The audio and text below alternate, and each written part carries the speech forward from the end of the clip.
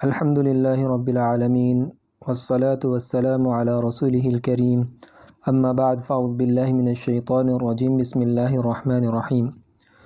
میرے عزیز بھائیوں، پیچھے والے اسباق کے اندر ہم مفردات کے بارے میں پڑھ چکے ہیں۔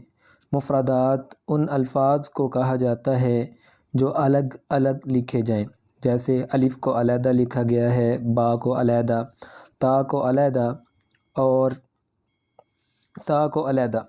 اس کے بعد ہم نے تختی نمبر 2 کے اندر مرکبات کو پڑھا تھا کہ الف کو اگر لام کے ساتھ ملائیں تو کیا طریقہ کار ہے، با کو الف کے ساتھ ملائیں تو اس کا کیا طریقہ کار ہے، یا کو نون کے ساتھ ملائیں تو اس کا کیا طریقہ کار ہے۔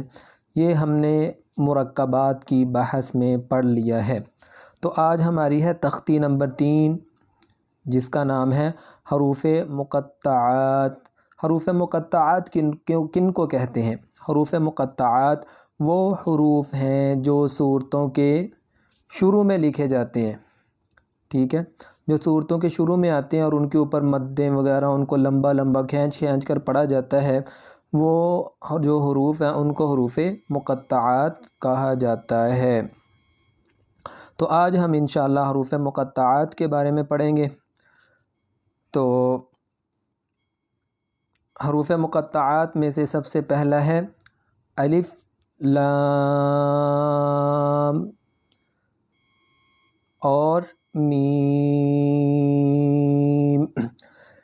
دیکھیں، یہ سب سے پہلے جو الف لام میم لکھا ہوا ہے اس کے اندر 3 حروف ہیں۔ الف کی شکل تو آپ کو پتہ ہی ہے کیسے ہے۔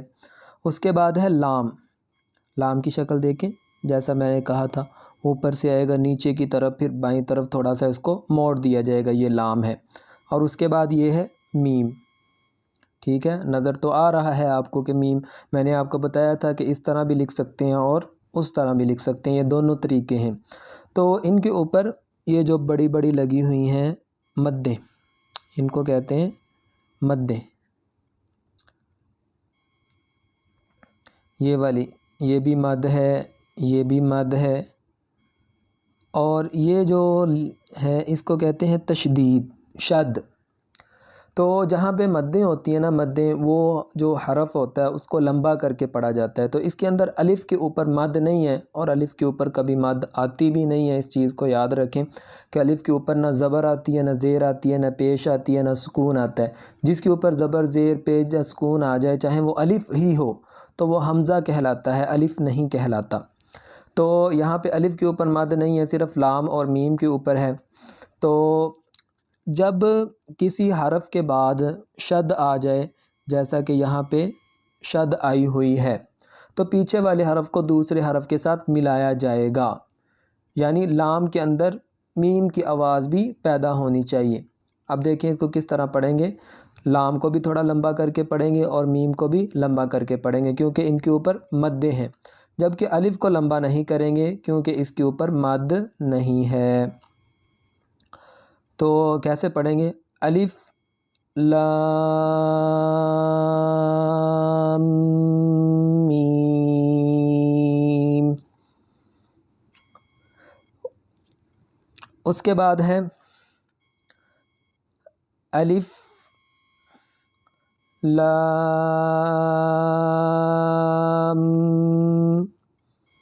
پھر اس کے بعد ہے میم، پھر ہے صاد۔ میں نے آپ کو بتایا تھا کہ جب میم کو درمیان میں لکھا جائے گا تو اس کا یہ طریقہ کار ہوگا لکھنے کا، جیسا کہ ہم پیچھے بھی پڑھ چکے ہیں۔ تو یہ لفظ کیا بنا؟ الف کو لمبا نہیں کریں گے، لام کو بھی لمبا کریں گے، میم کو بھی، صاد کو بھی، کیونکہ ان تینوں کے اوپر مدیں آئی ہوئی ہیں۔ تو کیسے پڑھیں گے؟ الف لام میم صاد۔ امید ہے کہ آپ کو اس کے بارے میں سمجھ آ گئی ہوگی۔ تو اس کے بعد ہے الف لام را، را۔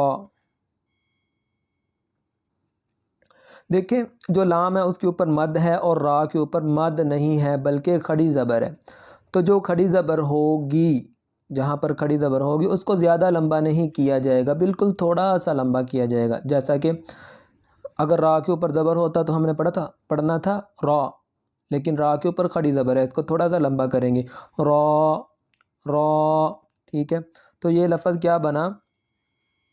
الف لام،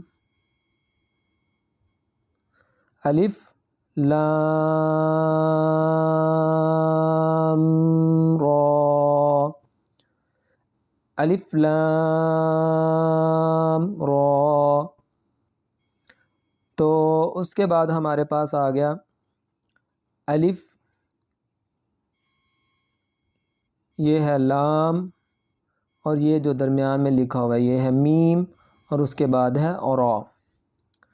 تو کس طرح پڑھیں گے؟ الف کو لمبا نہیں کریں گے، لام کو زیادہ لمبا کریں گے، میم کو بھی زیادہ لمبا کریں گے، اور را کو زیادہ لمبا نہیں کریں گے۔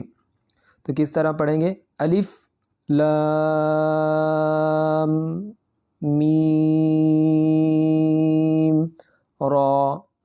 ابھی ملا کے پڑھتے ہیں، الف لام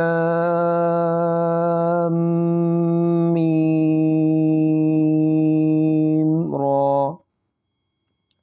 اس کے بعد ہے کاف، یہ دیکھیں یہ ہے کاف، یہ ہے ہا، یہ ہے یا، یہ ہے عین، یہ ہے صاد۔ تو دیکھیں ہم کس کس کو لمبا کر کے پڑھیں گے زیادہ؟ کاف کے اوپر مد ہے، اسی طرح عین کے اوپر مد ہے، اور اسی طرح صاد کے اوپر مد ہے، ان تینوں کو زیادہ لمبا کریں گے۔ ہا اور یا پہ مد نہیں ہے بلکہ کھڑی زبر ہے، اس لیے ہم اس کو زیادہ لمبا نہیں کریں گے، بالکل تھوڑا سا لمبا کر کے چھوڑ دیں گے۔